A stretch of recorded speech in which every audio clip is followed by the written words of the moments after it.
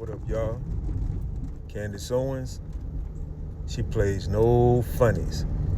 She vows revenge, and she ain't stopping till she find out what's really going on. Y'all check it out.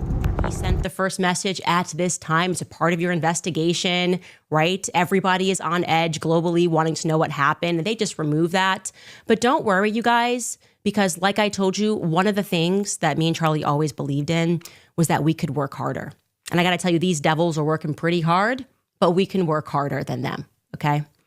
And I decided to go back and on the basis of what Tyler Robinson allegedly writes to his lover, I decided I could work them into the timeline. I could work out an approximate timeline, at least, for us to look at visually for when they had to have been sent on the basis of what he's saying, right? Because he says certain things that were not revealed to the public at a certain time. So we're going to do that.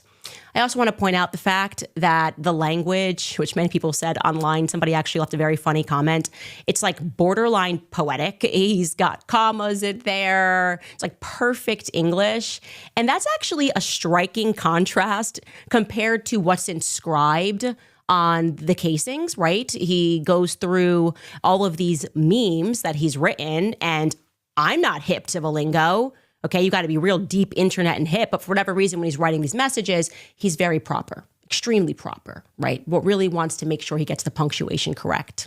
Anyways, let's just dive right back into the timeline. Let's dive right back into this conversation. And we're at first going to focus on the third message. And don't forget, just to lead up into this, they are telling us that at no time that we're allowed to know on September 10th, after Charlie Kirk was shot, the roommate, that's Lance, received a text message from Robinson, which said, "Drop what you are doing, look under my keyboard."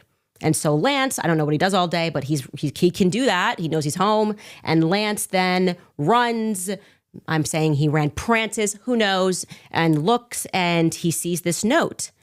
And to be clear, we're never going to be able to see that note because the feds have since told us that the note was destroyed. But even though he destroyed the note, he took a picture of it. Yeah, that makes sense, because if you're going to destroy something, the best thing to do is to take a picture of it. And the feds saw the picture, but we're not going to be able to see either. Anyways, don't think about it if you want it to make sense. Then we find out that Lance, I guess, decided to take a picture and then text Tyler back. And here is where he asks him, Lance says, "Tyler, what? You're joking, right?" Because, the note said, "I had the opportunity to take out Charlie Kirk and I'm going to take it." So Lance is like, "What? You're joking." And Robinson says to him, Tyler says, "I'm still okay, my love, but I am stuck in Orem." That's the town, okay, that UVU is at. "For a little while longer yet." So poetic. A little while longer yet. I'm going to look that up on my phone later. "It shouldn't be long until I can come home, but I got to grab my rifle still. To be honest, I had hoped to keep this secret till I died of old age. I'm sorry to involve you." Now, I want to jump to this next message because it gives us a timeline. He says to him, I assume right away, Lance says, "You weren't the one who did it, right?" And Robinson says, "I am. I'm sorry." And the roommate says, "I thought they caught the person." Okay. And Robinson responds, "No, they grabbed some crazy old dude, then interrogated someone in similar clothing. I had planned to grab my rifle from my drop point shortly after, but most of that side of town got locked down. It's quiet, almost enough to get out, but there's one vehicle lingering." Okay, so that lets us actually be able to drop that into the timeline pretty simply. Why? Because we know, and we can pull up this timeline, that they at first thought it was George Zinn, so that's who he's referencing, some crazy old dude. And on the timeline, Skylar, if you want to pull that up so we can go through it, what time Charlie gets shot at 12:23 p.m. Scroll down a bit. George Zinn, we learn about 30 minutes after that, George Zinn, the decoy boy, that's when it's announced that he's a suspect in custody by the Utah police. But it's not until, by the way, 5:30 p.m., because he mentions that second suspect, and he curiously says in that correspondence that he's wearing similar clothing, which I find to be strange. We don't know what that second suspect is wearing until 5:30 p.m., when Governor Cox 12 minutes into a press conference, the press conference began at 5:30 p.m., mentions that the second suspect, who is a person of interest, is wearing all dark clothing. So the earliest that message could have been sent out is after 5:30 p.m. I think it's unlikely because I think, again, this is all made up, these messages, because he says wearing similar clothing. Okay, he tells us dark clothing. What's similar about that? This guy allegedly, when he did this, was wearing black jeans and was wearing, dark jeans and a black shirt. So that's like everyone on campus, okay? Nobody in the press conference says, oh, we picked him up because he was wearing something similar to the shooter. So that language right there is actually a mistake from the feds. But again, it allows us to be able to plot it into the timeline. So that's good. Okay. Timeline is back up here. And we then know Kash Patel tweets that the subject in custody has been released. Our investigation continues. That was a mistake. The guy in the darker clothing, we don't know who that is. And then it's after, again, like I said, that these correspondences then had to take place. So we're talking about late in the evening, okay, 6 hours on. I'm wondering what it is that Tyler Robinson is doing throughout this entire time. Skylar, you can keep this up because I want to keep scrolling, okay? What he's doing throughout this entire time, because that's a very long time for him to be just around campus. But then luckily, he's going to let us know what he's doing, right? He's going to jump right in here and he's telling us that he's close to the scene. We know in this conversation that he then says to Lance that he's looking to get that rifle, right? He says, I'm wishing I had circled back and grabbed it as soon as I got to my vehicle. I'm worried what my old man would do if I didn't bring it back. Oh, I'm sorry. Let's actually go earlier. He then tells us his alibi, which is amazing, right? He's saying, I'm lingering around there. I'm trying to get the vehicle. And then, of course, as you always do when you're trying to clean up things, you then spell out your alibi, right? Lance asks him, why did you do this? And Robinson says, I had enough of his hatred. Some hate cannot be negotiated out. If I am able to grab my rifle unseen, like I'm trying to clean up the scene, but also I'm telling you exactly what my motive is here, I will have left no evidence. I'm going to attempt to retrieve it again. Hopefully they have moved on. I haven't seen anything about them finding it. Okay, so we are now late in the evening. He's still hanging around. The roommate then comes and says, how long have you been planning this? He says, a bit over a week, I believe. I can get close to it, still trying to get close to that rifle. So I'm wondering if maybe the feds might drop us some footage. Right? We should be able to see some footage. He's got to be idling in his car. You've been speaking about how he has this car. I'm assuming he's not just sitting in the woods or sitting on a sidewalk. This is a quote unquote manhunt. So where is he casually sitting, lingering, loitering? I don't know, but that would be some pretty good footage that they could release if they don't want us all to become a conspiracy theorist. Okay. He then says, yeah, I've been planning this for a bit over a week. I can get really close to it, but there's a squad car that's parked right by it. That's the drop-off spot. I think they already swept the spot, but I don't want to chance it. And then he tells Lance that I'm wishing I had circled back and grabbed it as soon as I got to my vehicle. Yeah, that's a vehicle. I'm worried what my old man would do if I didn't bring back Grandpa's rifle. I went to where I got this rifle from, okay? I don't know. I don't even know if it had a serial number. Weird, because he's been planning this for a week. He might have checked. Now all of a sudden he's getting in the details and is wondering if it had a serial number. That seems a little strange to me. But it wouldn't trace to me. Of course, because you just told us in writing that it's your grandpa's. Definitely trying to cover your tracks. I worry about prints. I had to leave it in a bush where I changed outfits. Okay, we're going to get to that. Focus on the changing outfits. That's a really important piece of this. And that is why I am now a confirmed conspiracy theorist on this, okay? I left it in the bush where I changed outfits, okay? I didn't have the ability or the time to bring it with. I might have to abandon it and hope that they don't find prints. How the F will I explain losing it to my old man? Only thing I left was the rifle wrapped in a towel. That's the only thing. Otherwise, it was a perfect job. It was top of the line, professional job. The only thing I left behind was the weapon with my prints on it. Oh my gosh, right? Like that's kind of amazing. Okay. Then he, of course, explained, remember how I was engraving the bullets? The effing messages are mostly a big meme. I know I speak proper here, but it's just a meme that I was writing. I wrote, notice his bulge. On Fox News, I might have a stroke if they say that, right? If I see notice his bulge on Fox News, I might have a stroke. All right, I'm going to have to leave it. Oh, that really effing sucks. It's almost perfect. Okay, so he then ends this message. This is all from the day. This is all we have from September 10th, okay? Judging from today, I'd say Grandpa's gun. I want to make it very clear. This is Grandpa's gun, okay? Nobody should question this narrative because he has put it all here. I'd say Grandpa's gun does just fine. I don't know. I think that was a $2,000 scope. Okay, so that ends that exchange. Now, I have a couple of notes here that I put here at the end of day one as we worked in this correspondence, which all had to happen, let's call it 7 p.m. earliest, as I say here. Which I want to be clear, the campus is 4 hours, 3 to 4 hours away from where Tyler and Lance live together. We have a map here to show you that. So he's just loitering until, like I said, earliest. He's signifying around like 7 p.m. that he's still very close to campus. That's a long day. That's a real long day, just waiting to see when you can go in there. And there's a manhunt, and he's chill. He's chill because he's changed his outfit. How do we know he changed his outfit? Because he made it very clear that he dropped the clothes, his shooting clothes, right there. He got changed. He didn't have time to take the rifle that was in the, that he put in the towel, but he did have time to change. That totally makes sense. And then for whatever reason, he had to leave the rifle with the prints on it, okay? What's interesting about that, though, is we should recognize that curiously what they've removed from this indictment, again, relevant to the clothes, was the fact that, and the governor's going to say it, that we are told that he at first enters campus on this day at 8:07 a.m.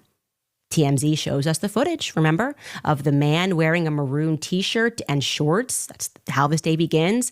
That is walking through a neighborhood just outside of university grounds. The Governor Cox has confirmed this is him. Not mentioning the indictment. That's curious. Seems very relevant. Surely, you guys should be mentioning that. The outfit. What did he do, by the way? From 8:07 a.m. when he walked onto campus to when he is then seen walking back onto campus at 11:51, it's about 4 hours. Something else the feds could release to dispel any conspiracy theories would be him walking back to his car. Because you're telling us he then goes back to campus and he's in a different outfit. Can we get him leaving campus? We know the place is covered with cameras. That would make me feel better. If you showed us him leaving campus and then we see him coming back in a different outfit, again, not clear why he couldn't just wear the outfit he was going to wear, since I would imagine you've got thousands and thousands of students that are wearing something as casual as a black t-shirt and blue jeans. I understand a need for a change if you're in a sniper outfit, or if you're wearing a Barney costume. If you showed up and you're wearing a full Halloween costume, then yeah, maybe you should change. But this is just an average college kid outfit. This is just what you expect to see on campus. It's just what boys wear. Anyways, like I said, those would be my points from day one. The feds can release that. And also, I'm wondering, where did Tyler spend the night? Can they clarify that? He certainly couldn't have made it out of a rent and back there and back to his home. I'm coming home soon. Would have been the wee hours of the morning. This would have been a good time, by the way, if you're really trying to get away with this, to tell your lover to delete the text messages. But he doesn't do that. He's not going to tell him to delete the text messages on this night. Presumably he saw him. They didn't say he went home to his parents' house. So what happened overnight? When did he get home? He's been so thorough in describing that cleanup job. And by the way, we know that Discord is going to later say that those messages were not coordinated on their server, which I would say was definitely a part of the broader plan. Okay. Let's get into September 11th, because a lot happens here and you are going to really see what I see here, and we need to demand answers. Okay. So on September 11th, we are presented with the first FBI press conference where they confirm that they have found a weapon in the woods. Let's take a listen to a bit of that. That was used in yesterday's shooting. It is a high-powered bolt-action rifle. That rifle was recovered in a wooded area where the shooter had fled. So the FBI laboratory will be analyzing this weapon. Now, I wouldn't say the shooter had fled, just based off of he was just kind of lurking around, ringing to go get his weapon back, okay? Like for a long time, but whatever. Let's go with that. Then what we have after that 7 a.m. press conference is that exclusively our resident guys over at the New York Post, every exclusive ever, Jeffrey Epstein's death pictures, Ghislaine Maxwell found at an In-N-Out. It's always the New York Post, okay? I view them as a feds. If I'm the feds and I'm trying to make this seem like this is organic, I wouldn't give it to the New York Post because we're in Utah. And so cops are probably not leaking to a New York-based publication. But whatever, they have the exclusive. They're the ones that reveal the photo. They always have the exclusive, okay? And they show us the gun in the shooting. Their article publishes at, and by the way, my timeline is all based in Mountain Time. So that says 11:21 a.m. Eastern. They publish at 9:21 a.m., 2 hours after that first press conference, and say exclusive. They are the ones that drop the trans narrative. They say these things are found on the bullets, okay? And then just 7 minutes later, the FBI, Salt Lake City, drops static images of the alleged shooter walking up the stairs, okay? So now we can see on our timeline, that's around 10 a.m. in the morning, Salt Lake City time, Mountain Time. So we can then assume that everything else that's about to happen that I'm going to tell you had to have happened, okay, between approximately 10:30 and 7 o'clock p.m., okay? I have a source, and everything the source has told me that has happened and when we were lied to publicly has proven to be correct. So I am very inclined to believe this source on a couple of other things. And when I speak also to Lance's family, they are confirming what this source is telling me. So we're going to go through this 10:30 a.m. to 7 p.m., all of the things that then took place. So they released the photo. And then we are told, as my source initially told me, that it was the mother who recognized Tyler and she phones him up. Tyler says, "Mom, I'm sick." She doesn't believe it. She loops in Dad, okay? Dad then texts and he calls Tyler. And at this point, we can jump back into day 2 of our messages because Robinson says to Lance, "Delete this exchange. My dad wants photos of the rifle. He says, Grandpa wants to know who has what. The feds released a photo of the rifle and it is very unique. He's calling me right now. I'm not answering." Okay, so apparently he did answer.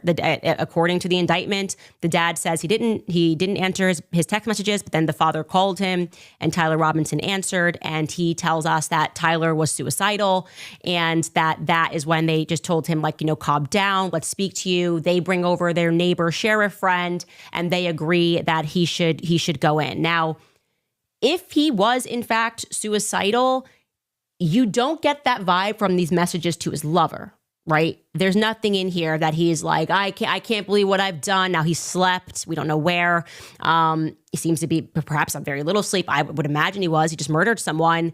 And he's not indicating in these messages that he's going through any sort of suicidal feelings. Instead, he sends this very odd thing about his dad, who he says he's not answering. He writes, "Since Trump got into office, my dad has been pretty die-hard MAGA."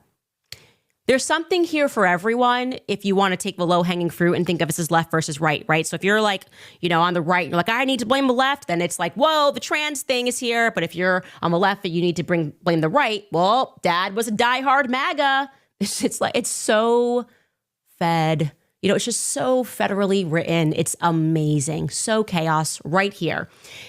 Anyways, I guess maybe if you're suicidal, that's what you sent. Dad's been pretty diehard MAGA. And then we don't know, again, when these messages took place, but it all had to happen in these 7 or 8 hours. He says, "I'm going to turn myself in willingly. One of my neighbors is here. He is deputy for the sheriff. You are all I worry about, love." He seems impassioned here. He doesn't seem suicidal. And then Lance comes back and says, "I'm much more worried about you." And Robinson says, "Don't talk to the media, please. Don't take any interviews or make any comments because the feds want to let you know why it is that we're not talking to Lance," right? They got to tell you. Because Tyler told him, duh. If you're going, wow, if Lance is really not guilty and he hasn't done anything, this would be a good time to speak, right? No, Lance is not doing that because Tyler right here says, don't talk to the media, please. Don't take any interviews or make any comments. And if any police ask you questions, ask for a lawyer and stay silent. So that's how it happened. And I want to tell you that we can jump back into the timeline.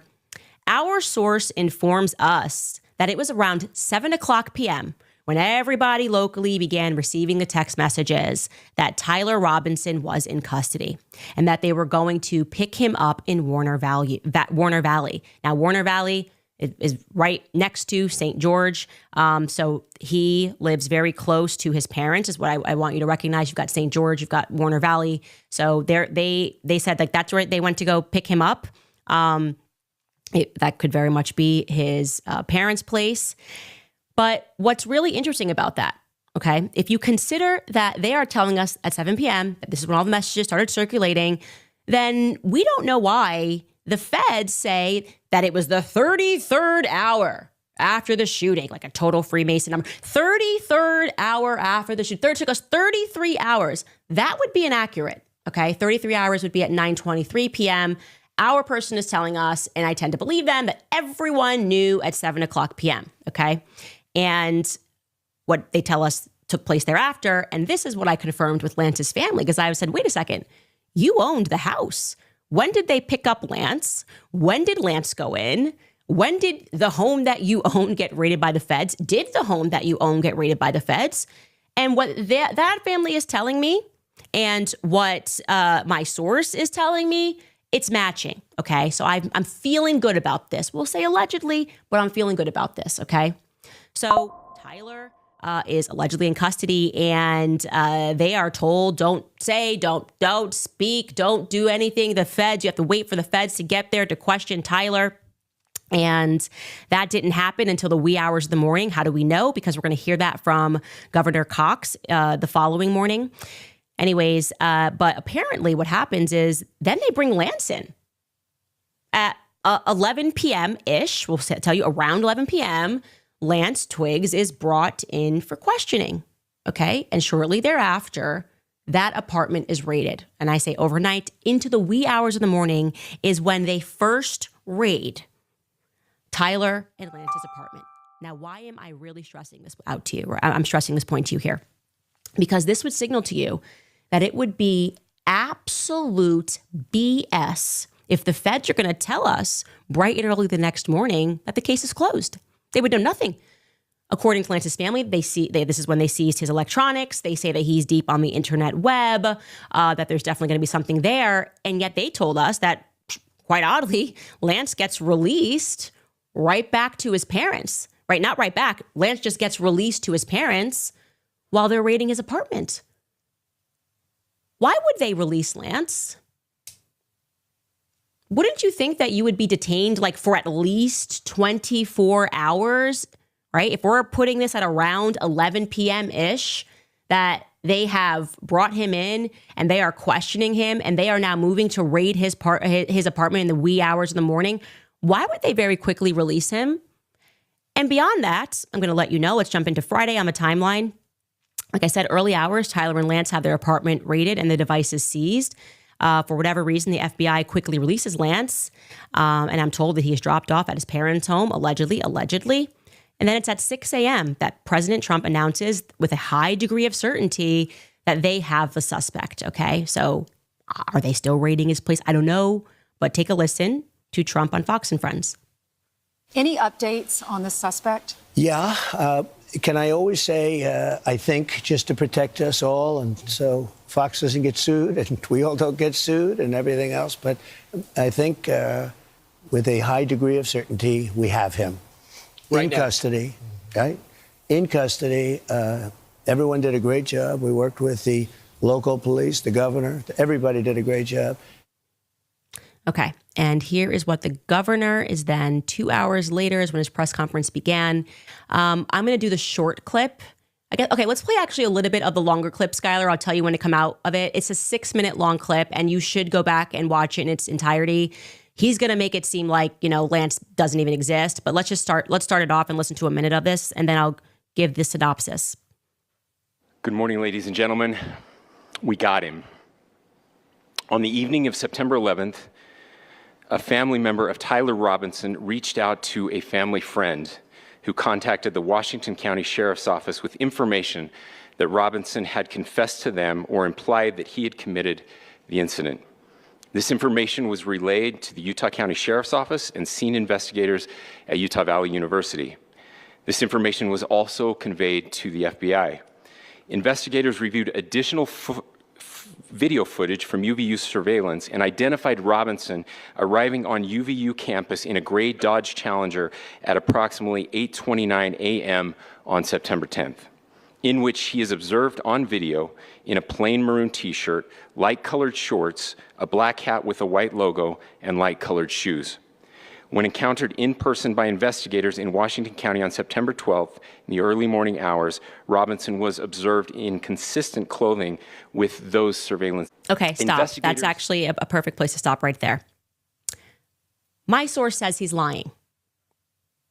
I don't like Governor Cox. Vibes. Okay, vibes. I don't know, can't explain it. I'm getting tons of people that are messaging me telling me he's corrupt, that he forced himself onto the ballot, that he wasn't even supposed to be the governor. Allegedly. I just don't like him. Every time we find an inconsistency, I actually find him to be the mouthpiece of it, okay? So he is representing, and my source says falsely, that they picked up Tyler Robinson. And by the way, it makes perfect sense that my source is saying that that's not accurate.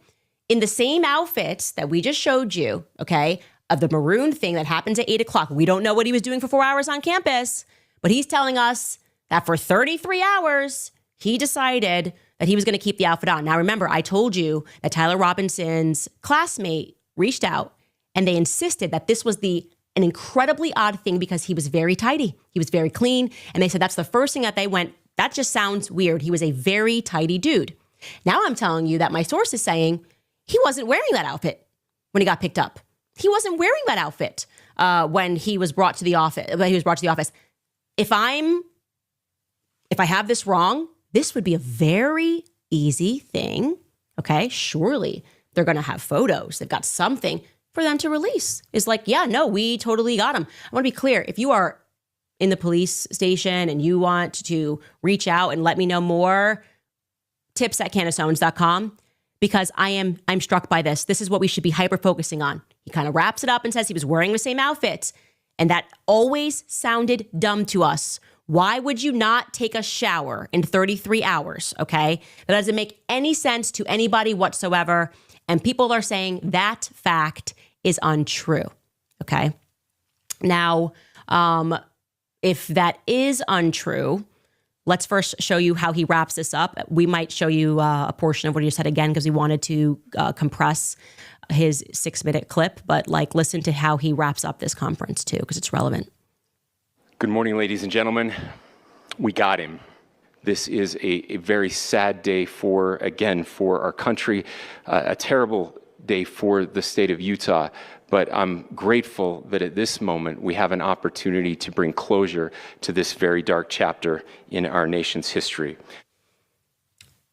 Closure. He says closure. We got him. They already start in that he starts talking about the messages. He starts filling in the blanks. He said he had it. He put it in a towel. We have messages. It's all over. We found it on Discord. Discord is going to say that's not true. So who made up these messages? When were these messages made up is the question. If Discord's saying they don't exist, this signals to me that these messages were just created, right? And I'm further feeling that way because there's no timestamps. Again, I want to be proven wrong. Okay, but I don't like this at all. And we got him, it's over, and we can turn the page with finality. Would you, if you were an honest governor and you knew that only, again, 4 hours earlier, how long does it take to raid a home? I don't know, is it quick? Is it like a 10-minute thing? It feels like it'd be a long thing to grab the devices. If you knew that you had not even begun going through those devices, how would you say that we can close this chapter? Why would you say that we can close this chapter? I would have said, honestly, and he does not, we raided his home and we are looking for more information.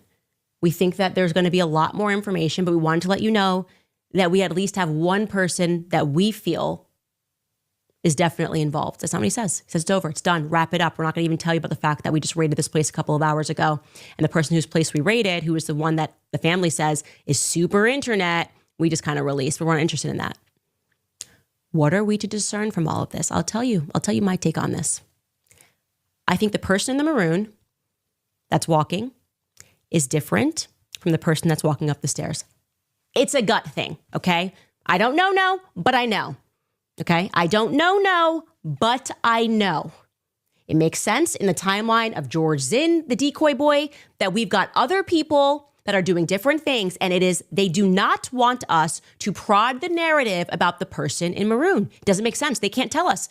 He said he planned this for weeks. So I'm going to assume if he planned it for weeks, that he didn't go to campus earlier because he wanted to scope things out. He would have done that. He would have obviously been able to do that already because he's been planning this for a week. He knew where Charlie was speaking, right?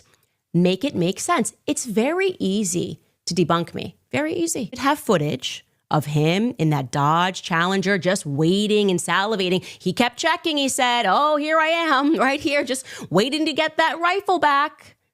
I'm waiting to get that rifle back. Where's the footage? You were on a manhunt. Where is the footage? Surely during a manhunt, you use drones. I feel like we are tech capable enough that during a manhunt, after a murderer of a college student decides to take out Charlie Kirk, who has been a friend of the feds, right? I think probably not a good idea to be friends with these people, but whatever. He's been a friend of the feds. Surely this is a big issue. And to put to rest in conspiracies, you're going to show us that drone footage, and we're going to see the Dodge Challenger just sitting there for hours and hours and hours. And we're maybe even going to be able to see, because I'm sure at that point, like cops maybe set up some barricades or something to see he was going in and out. And then he decides he's going to leave. Show us the footage. Like I said, every inch of that campus is covered. So we should be able to see he's wearing maroon. And you're telling us that he went back to his car and he changed. Show us him leaving campus before he returns back to campus around 11:30. Just show us the footage, okay? I'm demanding it. You know why? Because I need to be able to fit things into my timeline, if that's okay with you. So I would discern that we are looking, just vibe again, 2 different people would be my thing. 2 different people. One of those people is definitely, individuals is definitely being protected. And separately, we can definitely make out that for whatever reason, Lance is being protected. There's no way you release that guy, okay? There's no way you release that guy immediately. There's no way that you intentionally purge him out of these messages, okay? The excuse, he's being cooperative, doesn't work. You can be cooperative while you're still being detained. At least 24 hours before you would say, I felt good to clear him as a suspect, especially when you haven't even raided his home yet. They released him instantly and they said, job done. So I would like more information about Lance Twiggs. Okay, I already don't like that mom received a Bachelor of Science from Stanford University in psychology. It seems to be a running theme in these Fed ops that there's always psychology somewhere in the family. And I want to be very clear, I'm not saying his mom has anything to do with anything, but I am saying that I feel this kid, for some reason, some unknown reason, is being protected. And I'm not the only one. His family feels that way, okay? His family thinks it's odd. Like I said yesterday, I spoke to them today, I spoke to them yesterday. They think it's odd that the feds moved on from him so quickly and that the feds were being dishonest, and they felt about everything when they first came out with information. So why are we all feeling that way? We absolutely need to get to the bottom of it. Let's take a quick break. I'm going to show you some stuff. I mean, Tucker completely destroyed the Bibi Netanyahu narrative, Megyn Kelly, Dave Smith. I mean, everybody yesterday. The truth is coming out inevitably about Charlie's mindset. The only reason we're discussing it, obviously, is because of Bibi Netanyahu coming out and lying. But some important things that he said. First and foremost, before we do that, I want to remind you guys about Riverbend Ranch, because I absolutely love them as a company. And I know that there were so many people, so many companies that wanted to make sure that they did something to try and heal and also to try to remember Charlie. And Riverbend Ranch did the exact same thing. They put together the following tribute to honor him. We pay tribute to Charlie Kirk, and we celebrate the tremendous good he did in his life. Charlie courageously advocated for the sacred principles of freedom, constructive discourse, truth, family values, and common sense. He taught with humor and wisdom and backed up his beliefs with data and facts. He set a powerful example of reaching out and talking to those who disagreed with him. We mourn his passing, but what he taught us continues to resonate with even more power. A message from all of us at Riverbend Ranch. Also want to remind you guys of Beekeepers Natural, because as a mom of 4 young kids, life is constantly on the move. There's school drop-offs, there's work, there's travel, there's play dates, and let's be honest, germs are everywhere. That's why I'm so thankful for Beekeepers Naturals and their amazing propolis throat spray. If you haven't heard of propolis, it's this natural immune-supporting substance that bees make to protect their hives. It's like nature's own shield, packed with antioxidants and over 300 beneficial compounds. It's been used for centuries to help support immunity, to soothe scratchy throats, and to keep you feeling your best. I use propolis throat spray, especially during travel or school season. It's clean, natural. It is free from all the junk that you cannot pronounce. There's no dyes, no chemicals, and no fake sugars. Beekeepers Naturals recently launched a kid-friendly version of their nasal spray. The mist is super soft and it's gentle, so kids will actually use it. So whether you're a busy parent or just want to support your immune system the natural way, this is a game changer. Today, Beekeepers Naturals is offering you an exclusive offer. So go to beekeepersnaturals.com/Candace or enter code Candace to get 20% off your order. Beekeepers Naturals products are also available at Target, Whole Foods, Amazon, CVS, and Walgreens. That's BEEKEEPERS naturals.com/Candace. Enter code Candace at checkout. And also telling you guys about Just Thrive, because as we know, the biggest health secrets that they don't tell you about is that everything starts in your gut. Every day, your gut is fighting the silent war against processed foods, work stress, toxins in the air that you're breathing. When your gut is in trouble, your whole body feels it. Most probiotics do not work. 99% of the traditional brands die in your stomach acid before they even reach your gut. That's what makes Just Thrive's spore-based probiotic completely different. Just Thrive is the only probiotic that is clinically proven to arrive 100% alive in your gut. It does something that no other probiotic can. It turns your gut into an antioxidant factory, creating protective compounds exactly where you need them most. That means better digestion, healthy immunity, more energy, and easy weight management. You can take Just Thrive probiotic in the form of a capsule or berry-flavored gummy. From their award-winning probiotic to their full line of gut, immune, and brain health supplements, Just Thrive has been fighting to make Americans healthy again with science-backed solutions that you can trust. To join the gut health revolution and take control of your health today, visit justthrivehealth.com and save 20% with promo code Candace. See the difference for yourself, or you'll get a full product refund, no questions asked. Take control today with Just Thrive. Very intense attack on this that I think it can probably be verified in pretty short order. Not that it needs to be, because that is... They're 2 different people. And I'm further believing that because I think it's weird that they won't even release the footage, this grainy footage of the guy walking up the stairs. Why do we have one static image of that? Does that make any sense to you? Why? Why are they all static images? Release the video. When I had first looked at this video and then they said it was, I was like, that doesn't look like the same person, like ish, but like, no. And that feels intentionally grainy. You could release clearer footage. You know you can release clearer footage. So do it, because we're not going to let it go. I now believe there is a federal level of corruption and conspiracy involved in this murder, okay? From George Zinn to Lance Twiggs, the unanswered questions were like, what was he doing at home? What does he do for a living? Did they see each other that night? Why are we doctoring their messages? Why can't I read Lance's messages? If he's being so forthcoming, why can't I read how he replied and at what time these messages were sent? Okay? There are too many things that the feds can easily do to dissuade us, okay? And they're not doing any of it. They're just doing that thing which is like, are we still talking about it? No, now they're actually doing the like, this is inappropriate. Charlie's funeral's coming up. Stop yourselves right now, okay? Stop. This is exactly, no, oh, you're inappropriate. No, you know what was inappropriate? Charlie Kirk getting shot.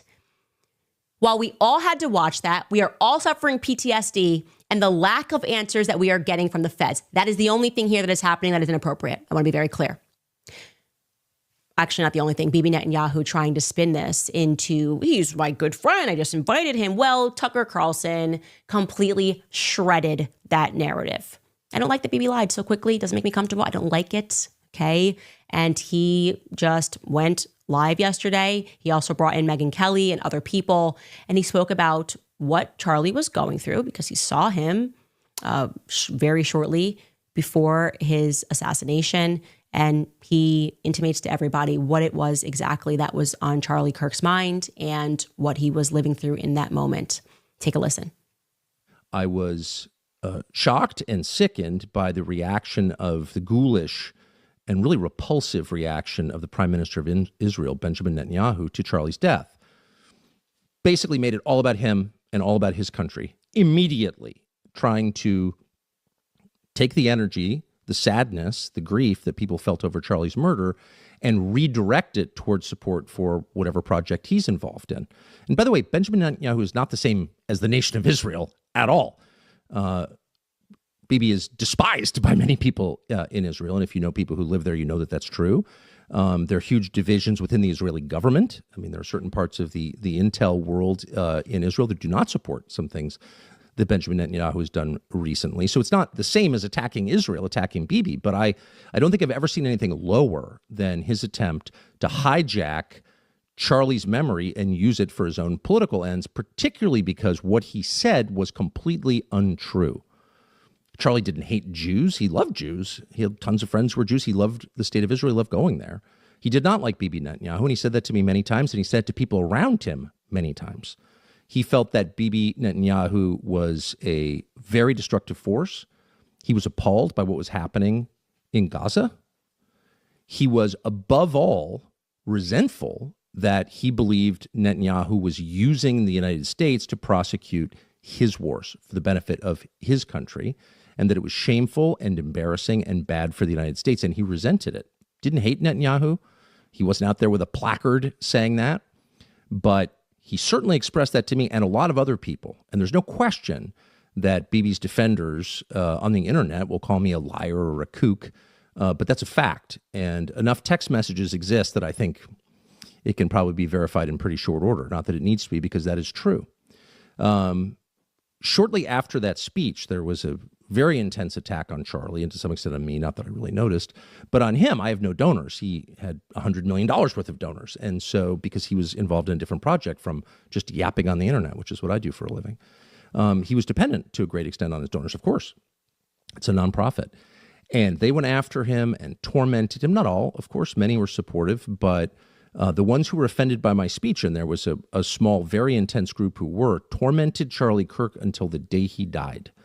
2 days before he died, he lost a $2 million donation because he had publicly pledged to bring me to the next Turning Point conference in December. And he told me over the past couple of months that he was losing a lot of donations over that pledge. They put out a flyer basically saying that I was going to be at this event giving a speech. And so he would text me and say, man, I'm really taking a lot of heat for this, and people are really mad. The American Jewish Committee called in a statement Charlie Kirk an anti-Semite and, quote, dangerous. Charlie Kirk, an anti-Semite. Yeah. He was not an anti-Semite. He was the opposite, and he was not dangerous. He was a great lover of people and a purveyor of peace. He was the opposite, and he was very stung by that. Those of us who've been called names for a long time are a little bit harder to offend. Charlie was deeply offended by that and expressed some of those feelings on Megyn Kelly's show and in other places. But that did not let up. The reason I'm telling this story is because he called me and then came to see me at my house about this topic. And I said to him every single time, look, it's, my own way to communicate my views. This is actually not the most important issue to me. There are lots of things I can talk about. I don't need to come to Turning Point. I can take a year off, no problem. I hated seeing how much he was suffering, the hassle he was getting from people. It was a huge effort. I wasn't fully aware of it, actually, because I don't go online that much. But there was a huge effort by people, some of whom I know and have helped, and like Seth Dillon at the Babylon Bee, for example, someone who had his own problems with free speech, who was famously canceled. And I like Seth Dillon. I had him on a couple of times. I had dinner with him to show support. Seth Dillon was out there demanding that Charlie Kirk take me off the roster, pull me off stage, because I had said things that Bibi didn't like or that he didn't like or whatever. Shocking that someone whose whole persona is wrapped up in the idea that we all get to speak, and if you don't like it, make a more compelling case, that person and many others like him were advocating for me getting pulled off the stage because they don't like what I'm saying. This is a trend, and one that we should be really concerned about. It's not just about Israel, by the way, at all. The trend is really simple. People with power don't want to hear disagreement. They don't want to be challenged, ever. That's why we have free speech, to acknowledge that even those of us or people with less power still have a right to talk because they're human beings. You don't own them. So time after time, Charlie would call me or come to see me and let me know, wow, or show me text messages. These people are really mad that you're speaking. And I would always have the same thought, like, I feel pretty moderate, actually. I've never been an Israel hater. Obviously, I'm not an anti-Semite. I just don't want more wars, and I don't want a foreign country humiliating my country and telling us what our laws have to be. I mean, this seems like pretty basic America First stuff, and he would say, I totally agree with you, but they want you off the stage. And I would always say, no problem. And he would say, no, it's important. It's a matter of principle. I want you to be there. Great. By the way, I'm not accusing anyone of being involved in that murder. I'm not trying to mutter darkly or imply anything. There's a lot we don't know about who murdered Charlie and why, but I don't know, and I'm not going to pretend that I do. But I think it's important to say that out loud because it's a fact, and there are many liars out there trying, Bibi Netanyahu, number one among them, shamefully, who are trying to distort the truth, a truth that I know and can prove. What I want to add here is that it takes a truly demonic spirit, right, to be a part of the people that were swarming, pressuring, threatening, intimidating Charlie, to then flip in 1 second after he dies and say, pretend it never happened, like they were just great friends. That's weird to me. It's very weird to me. We wouldn't be here if they didn't do that. They could have said anything, by the way, like, Josh, Hammer, I know how you were messaging him. Like, release the messages, buddy. Just release all of your threads with Charlie in the 48 hours leading up to his death, okay? Let people see it. They did it at first regarding me last year. They insisted, and I said, Charlie, I couldn't even come up for air. I said, Charlie, don't even think about it. I don't even care. Don't even fight your donors. Like, just let them think they won, because I got to rebuild my entire life. I was just publicly fired. You know what I mean? Like, this is not, you're good. Like, you are so good. I couldn't even care about this less. Like, you're a brother to me. Do what you have to do to survive. Okay. And then he just saw them moving into, it wasn't just Candace. They wanted Tucker. You're not allowed to talk to Tucker. Tucker shouldn't be here. And then Charlie realized which way the wind was blowing, because it's never enough. It's never enough with them. Okay. They want to be the authority on speech. And it is reality that those very same people who were pressuring him and threatening him and intimidating him and calling him an anti-Semite and telling he was hosting anti-Semitism, then became the fastest people to try to eulogize him and to say, look no further. He effectively died for Bibi Netanyahu. It's wrong, and we have to stand up to that narrative. Matt Gaetz jumped into the ring and basically just doubled down on what Tucker Carlson said. He tweeted this: I have personal knowledge as to many of the claims Tucker is making here. They are 100% true. Yes, they were behaving like demons. There's just no question. It's very weird when a demon then pretends that they weren't being demonic. You could be chill. You could have transformed it after Charlie was assassinated. You could have said, wow, my last correspondence with him was I was upset about something, and now I realize that life is so short and fragile, and it's really not worth it to skirmish with one another. Like, I really regret my last correspondence. And then I would have been like, okay, that was really authentic and real. Instead, they were like, we had a wonderful time. I just saw Charlie. Wasn't what? Oh, loved Charlie. Just loved him so much. Something is weird about that. Spiritually, it's evil. That's what it is. It's evil. And in case you needed another person to tell you that he was being intimidated and they were bullying him about who he could speak to, here's Megyn Kelly. She joined Tucker Carlson, and she says this very quickly. Take a listen. The only one who's been threatened or was threatened to cut ties with you or not platform you, I too have gotten that, especially since you've been more outspoken on Israel. And I couldn't care less the amount of pressure they put on. I'm like, what are you talking about? Yeah. This is madness. Why would you want to silence such a powerful, important voice just because you disagree with them on one subject, one on which we've all watched you sincerely evolve as you grapple with principles you've been espousing for years, like America First, like what's happening to Christians, like what's best for us and our kids here. How do I keep them safe? That's my number one priority. And I've been just absolutely disgusted and recoiled from people who have tried to pressure me on it. It, of course, never happened.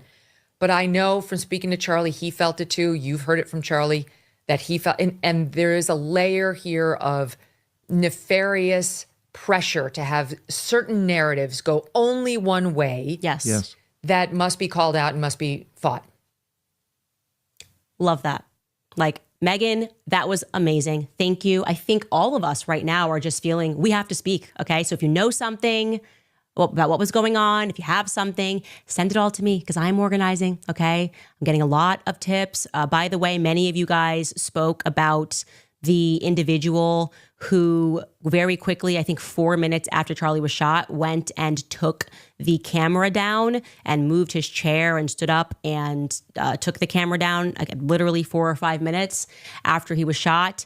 I want to let you know I was able to figure out who that person was because I recognized one of the individuals, and I reached out to that individual and I said, you know, I've known you for a long time and I would like to see the footage. I would like to see the footage, and I think the world would trust me. If there's nothing weird that happened on that day, and there's about 4 or 5 cameras on that day, I'm not going to publish the footage, but I want to see it with my own 2 eyes so I can stand on this platform, so I can sit here on this platform and I can say to the world, no funny business happened. Truly, we can all go home. It was Tyler Robinson, and he acted alone, and there was nobody else there. And this kid just, I guess, after having a life where he didn't bother anybody, just woke up one day and chose violence and then decided to explain every layer of what he had done that day via text messages. I want to be able to look people in the eye honestly and say that. So I want to see all of his footage. So I am working to get to the bottom of it. Okay. I know there's a lot of conspiracy theories floating in about the security guard and people thinking he was making gestures. I know that security person. He's a good guy. It would shock me. I usually get a vibe about somebody. Not that guy. Not the guy that they say he's like rolling up. He tends to do that, roll up his sleeves. I don't buy that one. Okay. I don't buy that one. And, but here's the thing. That's my gut. My gut has led me in the right way. But I want you guys to know that once I look at all the footage from every angle, if I'm putting in this formal request and they said they would speak to the lawyers, I think the world will trust me to say there was no funny business and this is exactly what happened. So I've put in that request and I want you guys to know that. And I mean business. I'm getting to the bottom of this. And lastly, I want to say to this like new flex operation mocking pastor, regarding which, by the way, the first time they went after Tucker Carlson and Candace Owens, a source told me, and I would love to get this confirmed, I'm going to find this out, that $150 million was spent on that, and it came from Bibi Netanyahu. I would like to figure out if that's true. But anyways, obviously investigating this, and I'm not going to let it go, okay? You're not going to emotionally use some jujitsu, and I'm referring here to Roy or Rob McCoy, who says, I'm Charlie's pastor, and here's the truth, or whatever it is, to look the other way right now, okay? You're not going to tell me that I have to feel too bad to investigate who shot my friend in front of my face.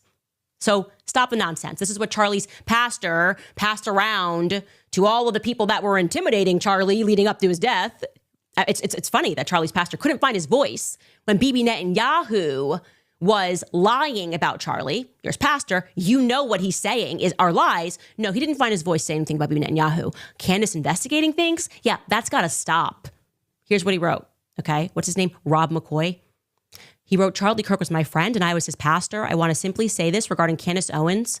Charlie Kirk was a friend to Candace and never publicly spoke poorly of her, though he disagreed with her. He never operated nor entertained gossip or innuendo concerning Candace. My only comment I offer regarding Candace is this. I only wish at this tragic time of mourning, she would be the friend to Charlie Kirk that he was to her. He would never have treated Candace or her family in such a way had, God forbid, this tragedy been hers. A friend loves at all times, and he drops a biblical proverb. Now, let me say this, okay? I hope that Charlie would have been the sort of friend that I'm being, okay? He would have never, why? Why wouldn't Charlie Kirk have investigated if I had been killed and we were being so obviously lied to? I think you're wrong. I think Charlie was a real friend and he would not have dropped it. He would not have let it go, least of all because he was being emotionally manipulated by a guy who curiously kept his mouth shut when Bibi lied. You knew, if you were really his close friend and pastor, how he was feeling about Bibi Netanyahu. You knew, if you're his close friend and pastor, exactly the names of everybody who was intimidating him and how poorly they are misrepresenting the things that he believed. So why don't you focus on being more honest as a pastor and giving as much information as you can possibly provide so that we can continue this investigation? If you can't do this, I'm going to have to ask for your silence, okay? Be quiet. I mean that. Nobody is going to stop me from investigating what happened to Charlie Kirk, because it feels to me, okay, that this is a conspiracy, a federal level conspiracy, which means that there's going to be somebody else, so maybe somebody close to Charlie that could be involved in this, right? And when I am satisfied that there is no conspiracy, I will communicate that. But at the moment, no, I am feeling the exact opposite. I don't trust anybody. There's a lot more information that I wish I could share, but I'm going to tell you guys, it's going to get uglier. And these absolute demons are trying to justify saying you shouldn't investigate until the funeral, until the state funeral, until, as I have heard, people are trying to buy their way. Okay.